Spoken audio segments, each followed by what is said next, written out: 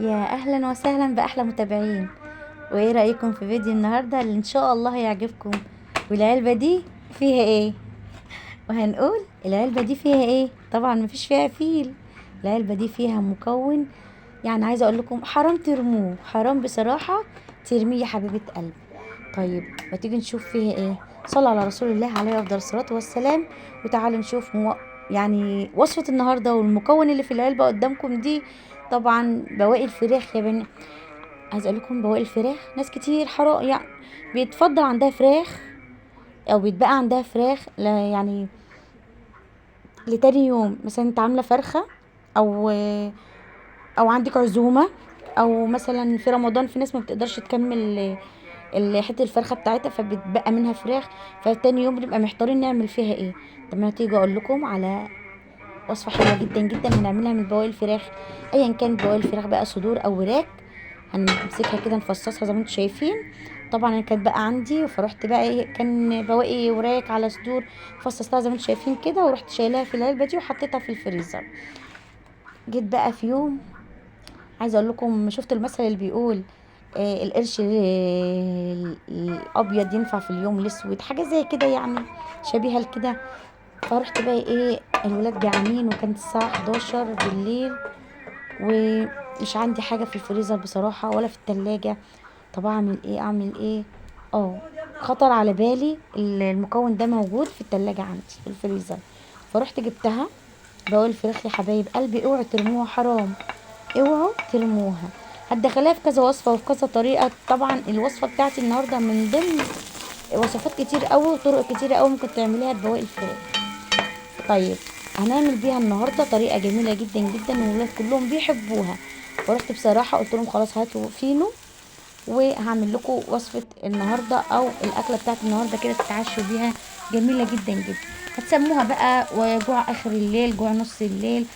وصفه تعمليها كده لسندوتشات مدارس ممكن تنفع. سندوتشات رحلات هتنفع معاكي، يعني بالاخر كده هتسد ودمت باذن الله تعالى. جبت كده بصلايه كبيره وقطعتها جوانح زي ما انتم شايفين، ومعلقه سمنه وفي الطاسه بتاعتي كده على النار، ونزلت بالسمنه وبالبصله. وبعد كده نزلت عليها بمجموعه التوابل اللي انا بكون حاطاها على بعضها. الدقه اللي انا بعملها طبعا على قناتي كلكم عارفينها، لو حابين تشاهدوا الفيديو اللي ما شاهدش الفيديو يمكن نخش على القناه ويشاهد فيديو التوابل. وطبعا بعد ما نزلت بالدقه نزلت بمعلقه صغيره من الكزبره، وانزل برضو بمعلقه من الكمون. الكمون رشه بسيطه بصراحه، يعني مش بحب اكتر منه عشان ما يديش مراره في الاكل. بس الكزبره ممكن احط معلقه صغيره، وممكن كمان رشه فلفل اسود لو عندك حبهان مطحون، لو عندك حبيتين ورق لوري. كل المكونات دي مش هتقول لا طبعا. وطبعا ما نستغناش عن الكركم او الكاري، لو موجود عندك حبيبه قلبي هتضيفي برضو ربع معلقه صغيره بس كده. طيب بعد كده بقى بعد ما نزلت زي ما قلت لكم بالتوابل والبصل كده وبهرت كله مع بعضه، لازم تشمي ريحه التوابل كده في تقليبه البصل. نزلت بقى بالفراخ اللي احنا قلنا عليها كده يا بنات، جميله والله العظيم. زي ما قلت لك حرام ترميها. هتستعمليها في وصفات كتير قوي. وصفه النهارده واحده من ضمن وصفات كتيره لبواقي الفراخ هتعمليها حبيبه قلبي. نزلت بقى بالفراخ اللي انا مقطعاها كده زي ما انتم شايفين. هتقطعيها بقى، ممكن تقطعيها زي ما انت حابه حسب الوصفه اللي هتعمليها. ممكن تقطعيها مكعبات، ممكن تقطعيها شرايح، ممكن تقطعيها كده صوابع، ايا كان يعني. وبعد كده بقى معايا الفلفل قطعته كده برضو صوابع، وطماطم قطعتها برضو صوابع، معايا نص قرن فلفل حار عشان يخلي الاكله بتاعتنا سبايسي كده. لو مش بتحبي الحار بلاش تحطي. ومعايا فصين من الثوم صغيرين برضو قطعتهم كده مكعبات صغنططه خالص. لو عندك ثوم مهروس حطي ربع معلقه صغيره.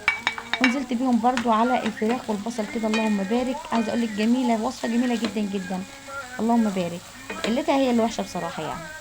فرحت بقى ايه حطيتهم كده على بعض، نزلت بيهم كده في الطاسه بتاعتي واديتهم تشويحه حلوه كده بنت ناس محترمين.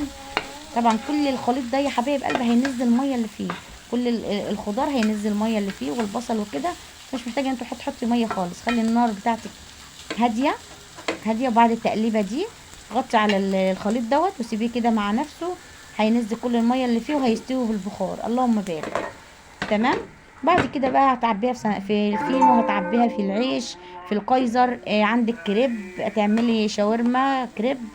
عيش اللي هو التورتيلا ايا كان يعني. بألف هنا حبايب قلبي، وصفة جميلة جدا جدا، مكوناتها سهلة وبسيطة جدا جدا جدا.